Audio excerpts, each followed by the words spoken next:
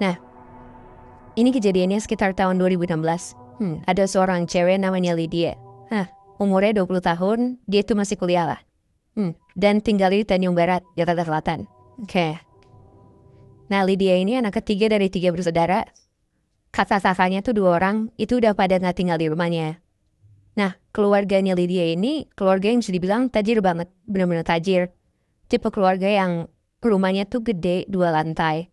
Punya pembantu 2, yang satu nginep, satu lagi pulang pergi. Punya supir juga, satpam juga ada, posnya di depan gitu. Ya, membayang sih rumahnya. Dan mobilnya lebih dari 3, ya lu kebayang lah ya, sekaya apa gitu kan. Nah, bokap nyokapnya Lydia ini tipe ibu-ibu bapak pengusaha yang sibuknya tuh benar-benar sibuk. Sampai emang gak deket sama anak-anaknya sendiri. Bokap nyokapnya Lydia ini punya peternakan.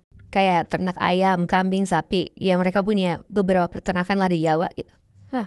Dan tiap bulan bokap nyokapnya ini pasti banget kayak punya jadwal gitu loh buat ziarah ke kampungnya mereka di Jawa Timur. Jadi dalam waktu 3 hari, dan itu pasti di hari Rabu, Kamis sama Jumat. Jadi 3 hari 2 malam. Jadi di 3 hari itu Lydia selalu tinggal bareng Bi Asih, pembantunya yang nginep. Sama satu orang satpam, ya pasti satpam di pos satpam gitu kan. Jadi di dalam rumah tuh mereka cuma berdua, Lydia dan Bi Asih. Nah, di satu waktu, pas di jadwal bokap dan nyokapnya itu ziarah, itu posisinya hari Selasa. Besokannya bokap nyokapnya ziarah dong. Bi Asih ini izin mau pulang kampung karena bokapnya di kampung sakit. Bi Asih bilang ke Lydia, "Non, kayaknya minggu ini Non harus sendirian dulu di rumah." Jadi dia jawab, "Oh ya gak apa-apa Bi, tenang aja." Terus Bi Asih nanya lagi, "Non gak mau nginep di rumah kakak-kakak aja?" Kata Lydia, "Gak Bi, gak usah."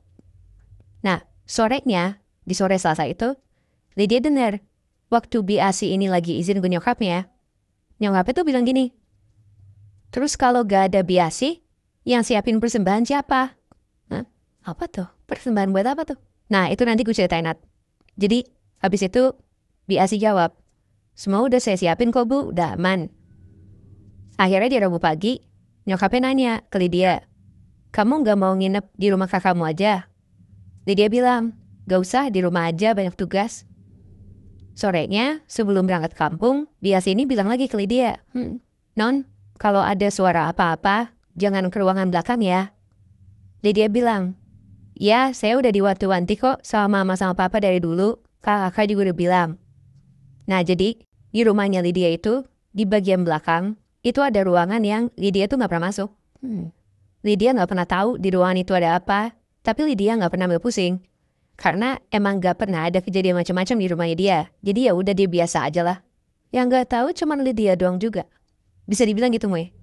Oh, tapi dia gak penasaran ya. Dia gak penasaran, dia ya udah aja orangnya. Sampai di Rabu malam nih, malam pertama Lydia sendirian di rumah.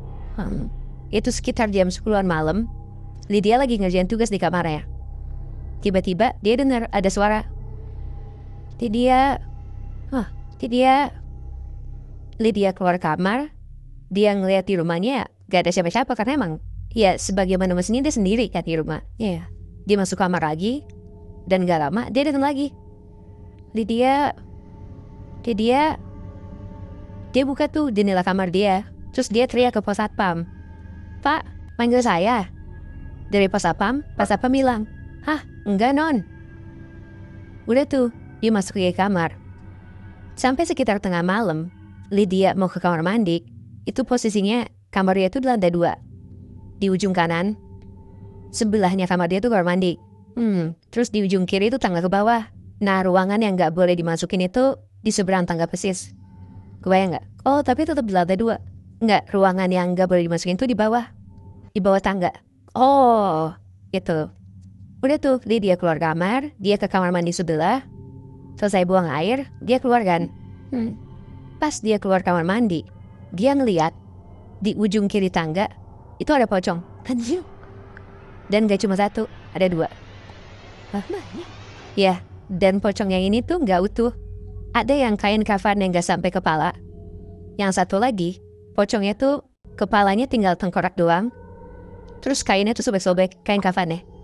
Nongol tiba-tiba di atas tangga itu. Dan ada satu makhluk lagi yang gak ada kain kafannya sama sekali, cuman tengkorak doang. tapi berdiri gitu aja. Di situ Lydia nggak takut, karena emang Lydia ini bisa dibilang cukup pemberani anaknya Moy. Nat. Akhirnya dia masuk kamar lagi, tapi di situ dia coba buat telepon kakaknya yang pertama. Dikasih tahu tuh ke kakaknya, dia dengar suara ada yang manggil dia. Terus dia habis kamar mandi ketemu pocong segala macem. Dia nanya kayak, ini kenapa bisa tiba-tiba rumahnya dia kayak gini? Di ujung telepon, kakaknya cuma bilang, kamu cari tahu sendiri aja deh. Kamu pikir kenapa kakak pergi dari rumah?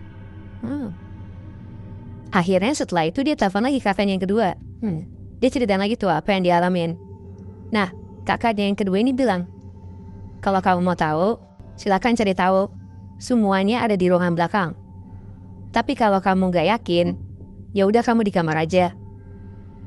Tapi kalau kamu cari tahu dan kamu lihat sesuatu, jangan nyesel ya. Di situ Lydia mutusin buat, ya udah gue tidur aja deh malam itu. Nah, singkat cerita, sampai di malam kedua nih, malam Jumat. Di tengah malam, Lydia tuh mau ke kamar mandi lagi. Sebenarnya emang kayak tadi gue bilang, Lydia tuh gak takut. Cuma ya lu pasti sebel lah ada makhluk halus di rumah lu gitu kan. Siapa sih yang pengen ngeliat ya gak sih? Iyalah. Tapi ya udahlah, Lydia hadapin aja tuh.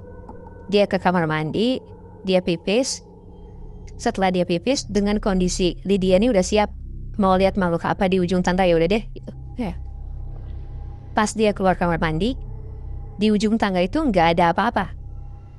Tapi dia dengar dari arah bawah ada suara kayak Pas Lydia ngeliat ke arah bagian lantai bawah, dia ngeliat di depan pintu ruangan yang dia nggak boleh masukin itu ada pocong. Kali ini nggak cuma 3, tapi ada 5. Itu banyak banget dan semuanya ngehadap pintu ruangan yang nggak pernah Lydia masukin itu. Di situ Lydia masih nggak mau nyoba buat cari tahu ada apa sebenarnya di ruangan itu. Akhirnya dia balik aja ke kamar, dia masuk kamar dan dia coba paksa diri dia buat tidur. Besokannya, bokap nyokap Lydia udah pulang. Tapi Lydia tuh nggak berani buat nanya ke bokap nyokapnya sebenarnya ada apa sih di ruangan itu. Setelah Biasi akhirnya udah balik lagi ke rumah Lydia, akhirnya Lydia nanya ke Biasi, karena Biasi ini justru lebih sering ngobrol sama Lydia. Nah kayak yang gue bilang tadi, bokap nyokap Lydia tuh saking sibuknya gak deket sama Lydia gitu lah.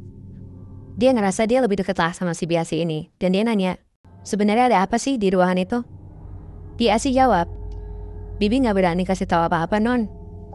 Saya cuma ngerjain apa yang disuruh sama bapak ibu aja. Tapi saran Bibi, non gak usah takut. Semuanya aman kok, gak usah dicari tahu ya.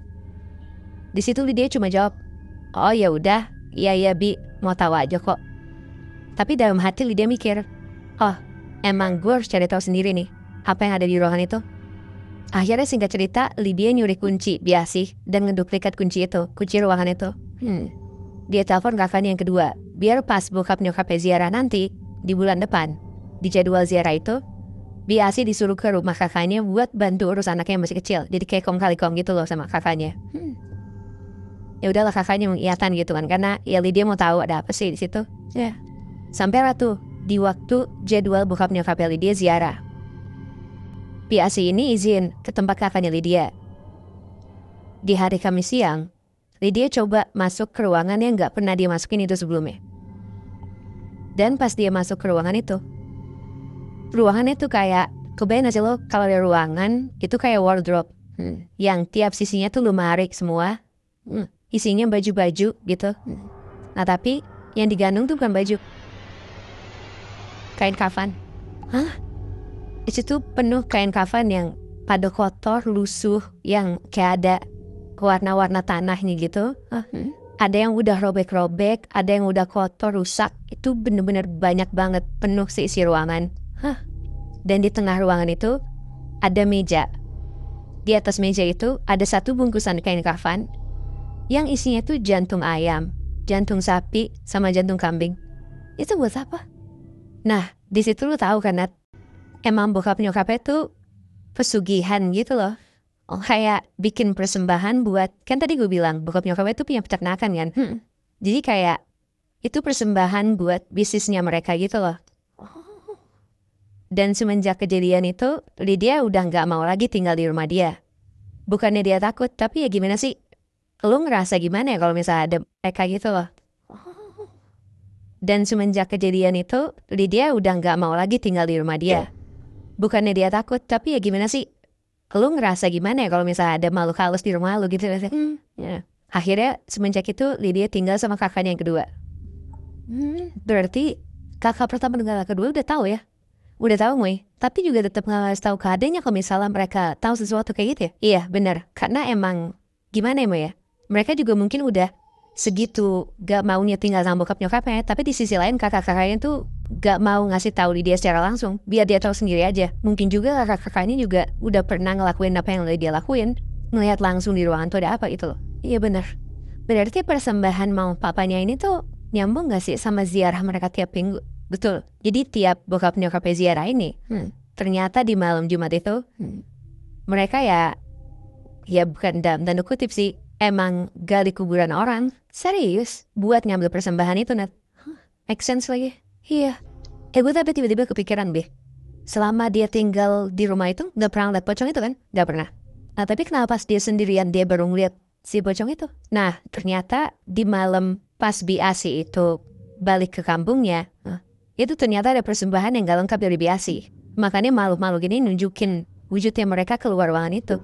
Oh, berarti sebenarnya harusnya dia nggak keluar ya? Iya, harusnya di dalam ruangan itu, bahkan di malam persembahan itu juga.